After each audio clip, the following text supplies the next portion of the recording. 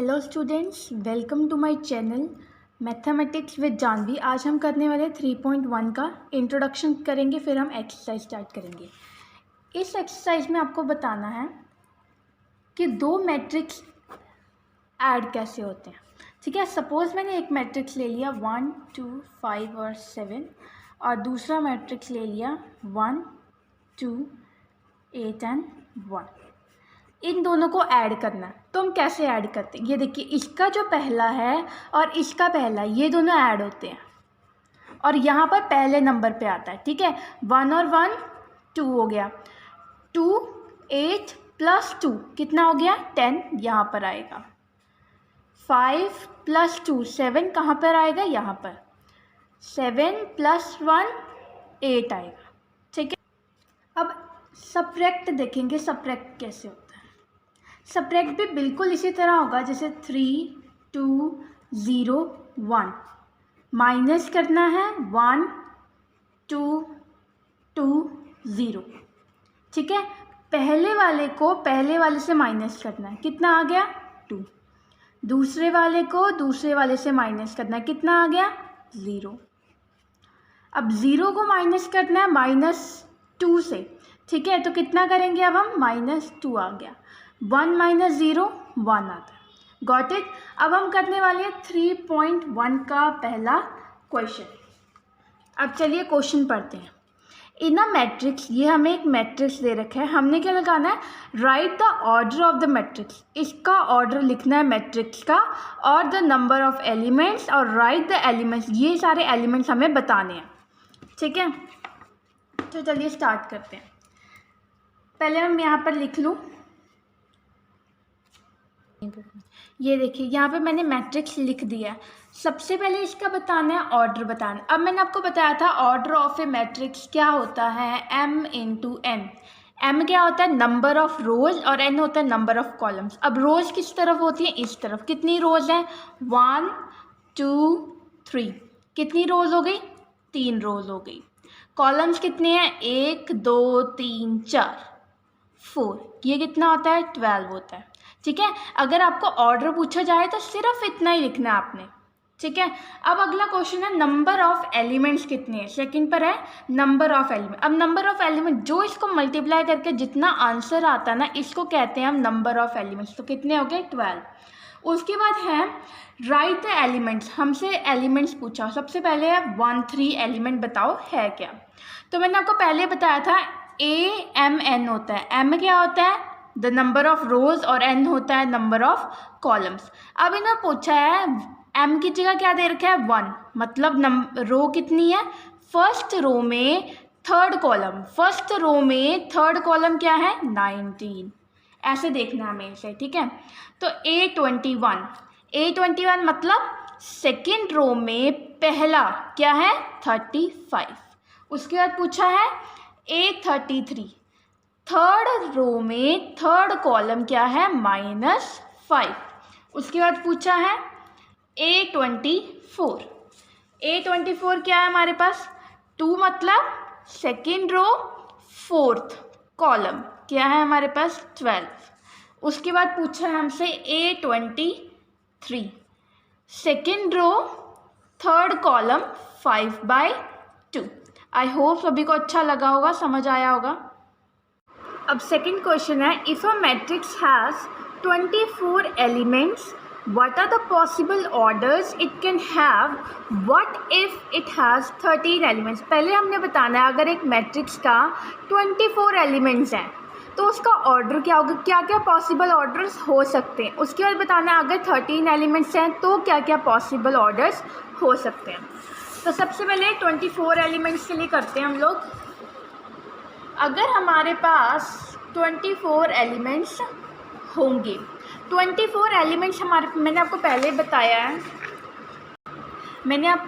बताया है कि अगर हम ऑर्डर को मल्टीप्लाई करते हैं, जैसे हमारा ऑर्डर होता है m × n, ऑर्डर को मल्टीप्लाई करते हैं तब जाके हमारे पास एलिमेंट्स आते हैं, नंबर ऑफ एलिमेंट्स आते हैं। ठीक है, तो इसमें भी हमारे पास नंबर ऑफ एलिमेंट्स हमें पता है, हमने ये चीज़ निकाल दी है। ठीक है, तो हम क्या करेंगे, इसके मल्टीपल निकाल लो। क्या होगा, 24 × 1 24 होता है, ठीक है। 1 इंटू 24 भी 24 होता है। अब और कौन कौन से टेबल में आता है, 2 इंटू 12, 12 इंटू 2, और 3 इंटू 8, 8 इंटू 3, 6 इंटू 4, 4 इंटू 6। अब आप पूछोगे कि मैंने 24 इंटू 1 लिखा है तो 1 इंटू 24 दोबारा क्यों लिखा है, क्योंकि ये है हमारे पास नंबर ऑफ रोज और ये है नंबर ऑफ कॉलम्स, ठीक है। अब यहाँ पर 24 नंबर ऑफ रोज है, यहाँ पर 1 नंबर ऑफ कॉलम्स है, लेकिन जो अगले वाले में नंबर ऑफ रोज 1 है और नंबर ऑफ कॉलम्स 24 है, इसलिए मैंने ये लिखा है, ठीक है। आई होप सभी को समझ आया होगा सेकेंड क्वेश्चन। थर्ड क्वेश्चन बच्चों आपका होमवर्क है, आपने खुद करना है। सेकेंड क्वेश्चन का एक पार्ट रह गया है, what if it has 13 elements. अगर इसके पास 13 एलिमेंट्स हैं तो इसके ऑर्डर क्या होगा, ठीक है। 13 एलिमेंट्स, अब 13 का मल्टीपल बताना है। 13 का हम सभी को पता है 13 इंटू 1 होता है और 1 इंटू 13, इसके ओनली 2 पॉसिबल ऑर्डर्स हो सकते हैं। थर्ड क्वेश्चन आप लोगों का होमवर्क है, जस्ट आपने मल्टीपल्स ही लिखने हैं जैसे हमने पिछले क्वेश्चन में किया है, ठीक है। चलिए फोर्थ करते हैं, कंस्ट्रक्ट अ 2 इंटू 2 मैट्रिक्स, और ये हमें दे रखा है आई जे, मतलब आई हमने डिनोट करना नंबर ऑफ रो से और जे डिनोट करना नंबर ऑफ कॉलम से, जिनके एलिमेंट्स हमें दे रखे हैं। हर एक एलिमेंट्स हमें अलग अलग दे रखे हैं, ठीक है। इसके अलग अलग पार्ट्स हैं जिसके हम करेंगे। सबसे पहले फर्स्ट पार्ट करते हैं। हमें दे क्या रखा है कि उन्होंने बोला कि A I J is equals to I plus J square by 2, मतलब नंबर ऑफ रोज आई है और जे उन्होंने कंसीडर किया हुआ कि नंबर ऑफ कॉलम्स है, ठीक है।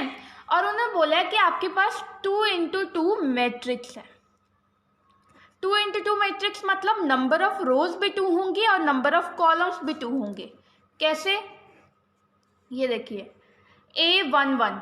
अब देखो इसके अंदर 4 एलिमेंट्स होंगे क्योंकि हमें पता है number of rose multiply number of columns, order होता है उसको मल्टीप्लाई करते हैं तो हमारे पास नंबर ऑफ एलिमेंट्स आते हैं, ठीक है।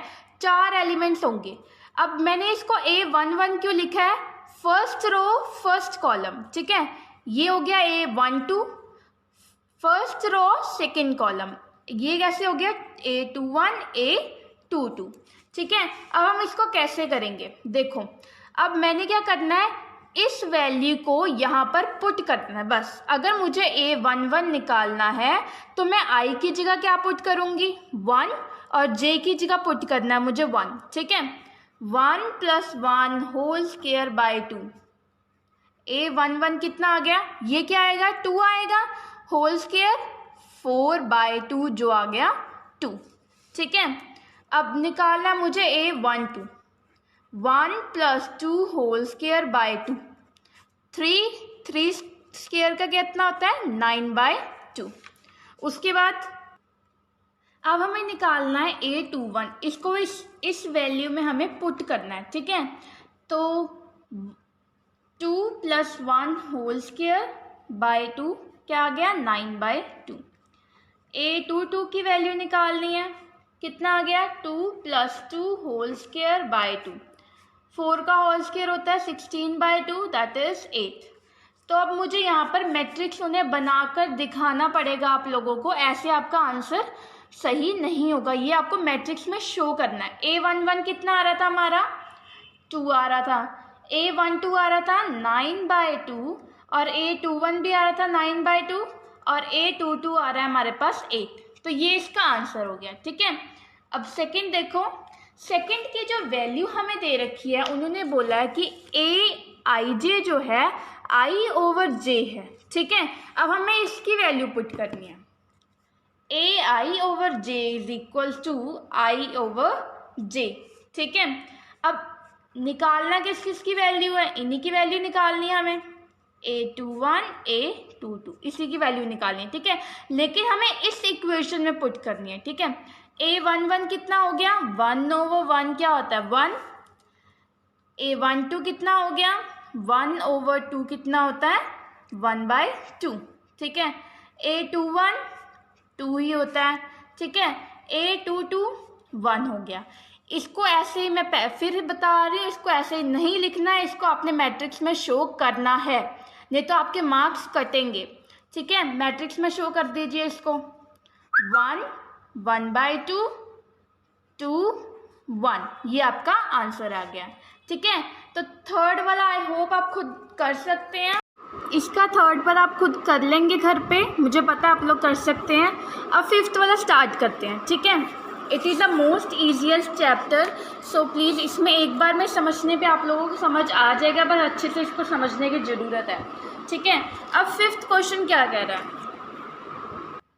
Fifth question, construct a 3/4 matrix whose elements are given by. ये पहला पार्ट है, सेकेंड पार्ट है। मैं एक पार्ट करूँगी, सेकेंड पार्ट अब खुद करेंगे। ठीक है, चलिए करते हैं स्टार्ट। अब पहला पार्ट में देखिए रखा है हमें AIJ is equals to 1/2 minus 3I plus J modulus.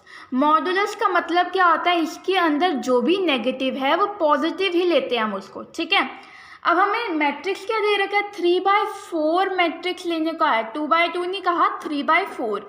3 मतलब 3 रो होनी चाहिए, 4 कॉलम होने चाहिए। 3 रो मतलब 3 रो होनी चाहिए और 4 कॉलम होने चाहिए। A11, A12, A13, A14, A21, A22, A23, A24, A31, A32, A33, A34, ये सारे हमें फाइंड करनी है। ठीक है, सबसे पहले A11 फाइंड करते हैं। ठीक है, 1/2 मॉडुलस 1 लगाना है, -3 + 1 कितना होता है? 2, -2 होता है ना, लेकिन मॉडुलस है, उसकी वजह से क्या होगा? ये पॉजिटिव मानेंगे हम इसको, तो ये आंसर 1 आ गया। 2 से 2 कट जाएगा। 1/2 निकालना है, यहाँ पुट करेंगे आप लोग 1, अगले में 2, 1 आ गया, -1 आएगा, लेकिन मॉडुलस है तो उसकी वजह से हम इसको पॉजिटिव ही लेंगे। ठीक है, तो ये कितना आ गया? 1/2। A13 1/2 -3 + 3।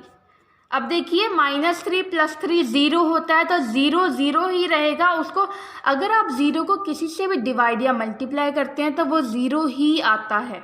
ठीक है, A14 1/2 -3 + 4 1/2। अब ये एक रो हमने निकाल दी। अब हम निकाल लेंगे A21। अब स्टार्ट करते हैं A21। देखिए, अब -3 × 2 होता है -6 + 1 कितना होता है? 5/2। माइनस है, -5/2 आएगा, लेकिन मॉडुलस है तो +5/2। ठीक है, 5/2 हो गया। अब निकालेंगे A22।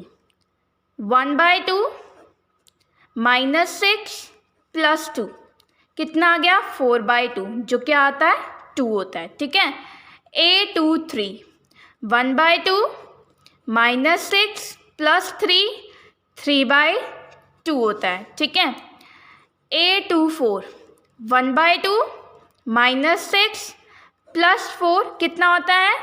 2/2 कितना होता है? 1 होता है। ठीक है, अब हम निकालेंगे A31। अब 31 कितना होता है? अब 3 को मल्टीप्लाई करना है 3 से, मतलब -9 + 1 कितना आ गया? -8 आएगा, लेकिन मॉडुलस है तो प्लस मानेंगे हम इसको। ठीक है, 8/2 कितना होता है? 4 होता है। ठीक है, उसके बाद यहाँ करते हैं A3/2 1/2 -9 + 2 कितना होता है? 7/2। A33 1/2 -9 + 3 कितना होता है? 6/2, जो क्या होता है? 3। ठीक है, A34 1/2 -9 + 4 कितना होता है? ये 5/2। ठीक है, ये क्वेश्चन क्लियर हुआ सभी बच्चों को? अगर कोई डाउट है तो आप लोग कमेंट सेक्शन में मुझसे पूछ सकते हैं। चलिए अब नेक्स्ट क्वेश्चन करते हैं। चलिए अब 6 क्वेश्चन स्टार्ट करते हैं। Find the value of x y z from the following equations. ये इक्वेशन है, ये 3 हमें इक्वेशंस दे रखी हैं, ठीक है। हमने इसमें एक्स वाई जेड इसमें से निकालना है, तो लेट्स सॉल्व इट। तो चलिए स्टार्ट करते हैं। ये मैंने इक्वेशन लिख ली है। अब मैंने आपको बताया था 2 मैट्रिक्स अगर इक्वल हैं मतलब उनके एलिमेंट्स भी इक्वल होंगे, मतलब A11 will be equal to A11। इस मैट्रिक्स का A11 और इस मैट्रिक्स का A11 दोनों इक्वल हो गए। यहाँ पर क्या है, A11 मतलब 4 is equal to y is equal to 4, x is equal to 1 and 3 is equal to z is equal to 3। I hope समझ आया होगा सभी बच्चों को। चलिए अब सेकंड पार्ट स्टार्ट करते हैं। x प्लस वाई किसके इक्वल होगा, इसके पहले वाले के इक्वल होगा, इज इक्वल टू 6। और हमें एक और दे रखा है x into y is equal to 8, ठीक है। अब कौन से ऐसे, ये तो वैसे हम ऐसे भी सॉल्व कर सकते हैं इसको, x is equal to 6 minus y, और x की वैल्यू हम यहाँ पर पुट करेंगे 6 minus y into y is equal to 8, ऐसे भी सॉल्व कर सकते हैं। लेकिन ये कॉमन सेंस है, कौन से ऐसे डिजिट है जिनको मल्टीप्लाई करके 8 आता है, ठीक है। अगर मैं 4 इंटू 2 करूँगी तो उसका एडिशन भी 6 होता है, means x is equal to 4 and y is equal to 6, sorry y is equal to 2 है, ठीक है। आप इसको ऐसे भी सॉल्व कर सकते हैं, लेकिन ये शॉर्ट ट्रिक है जिससे आप इसको सॉल्व कर सकते हैं, ठीक है। फिर थर्ड पार्ट स्टार्ट करते हैं। अब ये देखिए थर्ड पार्ट, ये कई बच्चों को कॉम्प्लेक्स लगता है लेकिन ये है नहीं। ये देखिए x plus y plus z is equals to 9। अब हमें x प्लस जेड की वैल्यू दे रखी है 5, y प्लस जेड की वैल्यू दे रखी है 7। आप इन दोनों में से कोई भी वैल्यू यहाँ पुट कर सकते हैं। मैं x प्लस जेड वाली वैल्यू यहाँ पुट कर रही हूँ, दैट इज़ 5, ठीक है। तो x प्लस जेड की वैल्यू यहाँ पुट करी 5 plus y is equals to 9, तो y मेरे पास क्या आ गया 4। इसी तरह से अगर मैं इसकी वैल्यू इसमें पुट करूँगी तो मेरे पास x की वैल्यू आ जाएगी, ठीक है। तो ये देखिए अब मैं इसकी वैल्यू यहाँ पुट करने वाली हूँ, x y प्लस जेड की वैल्यू यहाँ पुट करती हूँ, ठीक है। तो x plus y plus z की वैल्यू कितनी है 7 इज इक्वल्स टू 9, तो x कितना आएगा 2। अब मेरे को y की वैल्यू पता है, x की वैल्यू पता है, तो मैं इसमें से निकाल सकती हूँ इसकी वैल्यू। ये देखो ये कितना आ गया, x प्लस वाई हो गया हमारे पास 6 plus z is equals to 9, तो z हो गया हमारे पास 3। I hope this is clear. चलिए 7th क्वेश्चन है, इसमें हमने a b c की वैल्यूज़ निकाली है, ठीक है। अब हमें इक्वेशन दे रखी है a minus b is equals to -1, ये इक्वेशन 1 होगी, और 2a minus b is equals to 0, ये इक्वेशन 2 होगी। अगर मैं इन दोनों को सब्ट्रैक्ट करूँ तो मेरे पास a की वैल्यू नहीं आ जाएगी, ठीक है। ये थोड़ी बस इसमें कॉमन सेंस की ज़रूरत है, ऐसे क्वेश्चंस इजी हैं। यहाँ पर लगा दोगे आप माइनस प्लस माइनस, जब सब्ट्रैक्ट करते हैं तो साइन चेंज होते हैं, ठीक है। तो ये कट हो गया, यहाँ आ गया -a, यहाँ आ गया -1, तो a इज इक्वल्स टू 1। अब a 1 आ गया, इसको वैल्यू यहाँ पुट कर दो, a minus b is equals to -1, 1 minus b is equals to -1, b is equal to 1 plus 1, b is equals to 2। b की वैल्यू क्या आ गई 2। अब हमें b की वैल्यू पता है, a की वैल्यू पता है। अब मैं यहाँ पर क्या करूँगी, इन दोनों की देखूँगी। अब देखो इस इक्वेशन में a की वैल्यू हमें पुट करनी है c की वैल्यू। a की वैल्यू हमने निकाल ली, c की वैल्यू हम निकाल नहीं सकते, निकाल सकते हैं ना, तो जस्ट पुट कर दीजिए। 2 मल्टीप्लाई a की क्या आ गई 1, तो मतलब मैं 2 ही लिखूँगी, plus c is equal to 5, तो c इज इक्वल टू 3। ये तो आप लोग कर सकते हैं ना, ये उधर चला गया -2 हो गया, 5 माइनस 2 3 हो गया, ठीक है। अब a की वैल्यू पता है, b की वैल्यू पता है, c की वैल्यू पता है, d की वैल्यू जस्ट इसमें निकालनी है, ठीक है। अब 3 इंटू सी मतलब 3 into 3 9 plus d is equal to 13, ठीक है। तो अब d क्या आ गया 13 माइनस 9, d क्या आ गया 4, ठीक है। a की वैल्यू निकाली, b की, c की, d की। आप इसको कंफर्म भी कर सकते हैं, इस इक्वेशन में पुट करके देख लो। अब a की वैल्यू क्या है 1 और बी की है 2। 1 माइनस 2 माइनस 1 कंफर्म करने के लिए आप ऐसे चेक भी कर सकते हो, ठीक है। उसके बाद 8th क्वेश्चन करते हैं। अब 8th क्वेश्चन देखो कि हमें एक मैट्रिक्स दे रखा है जहाँ पर Aij is equals to m into n is a square matrix. अब देखो यहीं पे करा देती हूँ आपको 8th क्वेश्चन। हमें क्या दे रखा है, एक मैट्रिक्स है A जहाँ पर Aij is equals to m into n। ये हमें पता है ये जो मैट्रिक्स है ये स्क्वायर मैट्रिक्स है। क्या है? Square matrix. अब मैंने आपको बताया है स्क्वायर मैट्रिक्स में क्या होता है, number of rows is equals to number of columns, ठीक है। बस इसमें भी हमें यही पूछा है, मतलब हमारा सी ऑप्शन सही है। अब 9 देखो, which of the following values of x and y make the following pair of matrix equal. अब देखो कौन से ऐसे वैल्यूज हैं जिसमें ये दोनों पेयर पॉसिबल होंगे, ठीक है। ये दोनों पेयर आपस में क्या होंगे, इक्वल होंगे। अब देखो ये दोनों हमें क्या दे रखे हैं, मैट्रिक्स दे रखे हैं, हमने वैल्यू निकालनी किसमें ये दोनों आपस में इक्वल होंगे, ठीक है। आपने ये वैल्यूज पुट करके देखनी है, ठीक है। चलो लेट्स पुट इट।